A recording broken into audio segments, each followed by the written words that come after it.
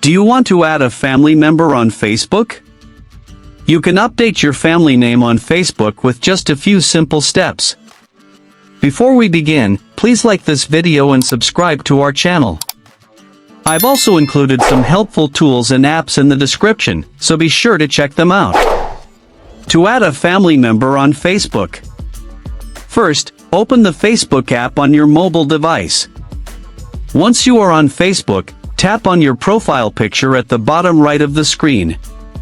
Now you are on your Facebook profile screen. At the top of the screen, tap on the edit icon.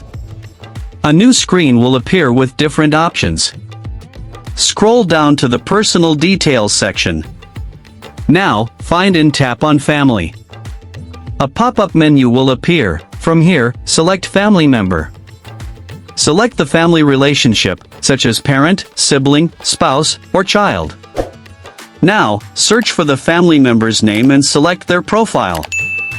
Once done, tap the Save button. Now, the family member will appear on your Facebook profile.